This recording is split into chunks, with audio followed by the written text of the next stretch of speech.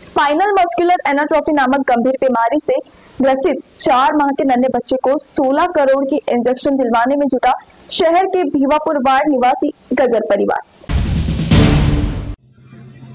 शहर के भीवापुर वार्ड गवली मोहल्ला निवासी अर्जुन गजर इनका महज 4 माह का बेटा स्पाइनल मस्कुलर एनाट्रोफी नामक गंभीर बीमारी से ग्रसित है। बताया जा रहा है कि यह गंभीर बीमारी लाखों में किसी एक को होती है और डॉक्टरों ने इसके इलाज के लिए 16 करोड़ रुपए के इंजेक्शन का खर्च बताया है, लेकिन यह खर्च उठाना मजदूरी करने वाले पिता के बस की बात नहीं है। दुर्लभ बीमारी से जूझ रहे 4 माह के बेटे को बचाने के लिए बेबस पिता हर संभव प्रयास कर रहे हैं, जिसके लिए उन्होंने सामाजिक संगठन, दानवीर संस्था, स्वयंसेवी संस्था से आर्थिक सहायता की गुहार आयोजित पत्र परिषद में लगाई है। साथ ही बेबस पिता ने प्रधानमंत्री नरेंद्र मोदी, मुख्यमंत्री देवेंद्र फडणवीस से बेटे के इलाज हेतु सहायता करने की मांग जनप्रतिनिधियों के माध्यम से किए जाने की जानकारी दी। इस समय पिता अर्जुन गजर ने बताया कि 26 जनवरी 2025 को सरकारी अस्पताल में आयुष का जन्म हुआ। इसके पश्चात उसे घर लाया गया, जिस 15 दिन बाद आयुष द्वारा किसी तरह की हलचल नहीं किए जाने पर परिजनों ने शहर के एक निजी अस्पताल में ले गए। इलाज के बावजूद बहुत स्वस्थ नहीं हो रहा था। इसी बीच सरकारी अस्पताल के डॉक्टरों ने आयुष का इलाज मुंबई के अस्पताल में कराने की सूचना दी। इसी बीच नागपुर के निजी अस्पताल में नन्हे बच्चे को भर्ती कर ब्लड को बैंगलोर में टेस्ट कराने भेजा।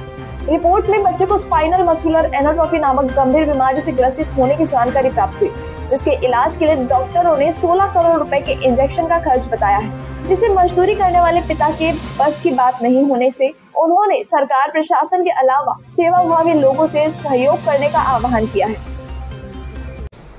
माझं नाव शंकर रूपचंद गजर, माझ्या भावाचा मुलगा आयुष गजर, त्याची मुलाची डिलिव्हरी 26 जानेवारी 2025ला जनरल हॉस्पिटलमध्ये झाली होती।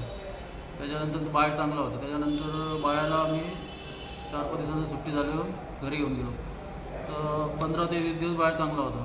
तर बाळाची तब्येत खराब झाल्यानंतर आम्ही त्याला मोर्ले हॉस्पिटलकडे, मोर्ले डॉक्टरकडे घेऊन गेलो। मोर्ले डॉक्टरने त्याला ट्रीटमेंट केलं, तर सांगितलं की याचा इलाज थोडासा वेगळा आहे बा, हे आपल्याकडे होऊ नाही शकत। तर त्यांनी आम्हाला नागपूरला सांगितलं NSH हॉस्पिटल इथं घेऊन जा म्हणे, BNE सरांकडे। ठीक आहे सर, तर आम्ही त्या बाळाला त्याच्याकडे घेऊन गेलो। तर सरांनी बाळाची टेस्ट वगैरे केली, तर पाहिलं तर बाळाचा आजार वेगळाच आहे म्हणे। याचं ब्लड टेस्ट रिपोर्ट आपल्याला पाठवावं लागेल म्हणे बाळा, तर हे रिपोर्ट येणार म्हणे 1.5 ते 2 महिन्यानंतर। तर ठीक आहे सर, तर त्याची टेस्ट पाठवली आम्ही, 2 महिन्यानंतर रिपोर्ट आले। तर सरांनी आम्हाला फोन करून बोलावून घेतलं की तुमची रिपोर्ट आली आहे, तुम्ही येऊन जा। आम्ही चालला गेलो, तर सरांनी आम्हाला सांगितलं का या बाळाला असा असा आजार झाला बा, या आजाराचं नाव स्पाइनल मस्कुलर एनाट्रोफी नाव आहे या आजाराचं। तो ह्यो आजार आपल्या जर रिलेटिव्हमध्ये लग्न झालं तरच हा आजार होऊ शकतो। 100तून एखाद्या किस्मत ज्याला त्याला होऊ शकतो। तो या आजाराचा आहे, पण या आजाराचा इलाज भरपूर महाग आहे म्हणे, भरपूरच महाग आहे म्हणे, करू शकत नाही म्हणे साधारण माणूस। तुम्ही पण सोडा, मी डॉक्टर असून मी करू नाही शकत म्हणजे एवढं महाग आहे म्हणे। तर आम्ही म्हणलं सर सांगा तसं आहे। तर सरांनी सांगितलं 16 करोडचं एक इंजेक्शन आहे म्हणे बाळाला लावासाठी, तर ते तुम्ही लावू शकणार नाही म्हणे।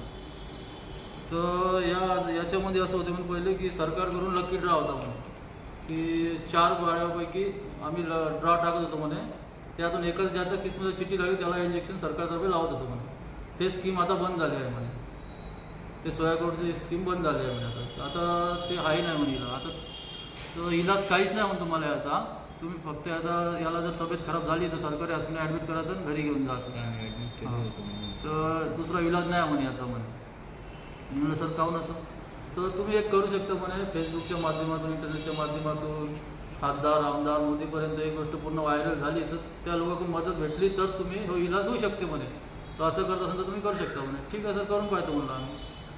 तर घरी आणलो मग बाळाला। घरी आणल्यानंतर बाळाची अजून तब्येत सिरियस झाली, अजून सरकारमध्ये 20 दिवस ॲडमिट होता बाळ। तर त्यांनी मग सरकारी हॉस्पिटल एक लेटर दिला आम्हाला, तुम्ही याला वाडी हॉस्पिटल मुंबईला घेऊन जा म्हणे, तिथे याचा इलाज होऊ शकते म्हणे। तिथून मग ते लोक पण हॉस्पिटलवाले पण एक गोष्ट व्हायरल करून तुमचा इलाज करू शकते म्हणे। असं आहे। आता सर्व खासदार, आमदार, सर्व लोकांना मी विनंती करतो की आमच्या बाळाचा थोडं लक्ष देऊन थोडंसं मदत करावी।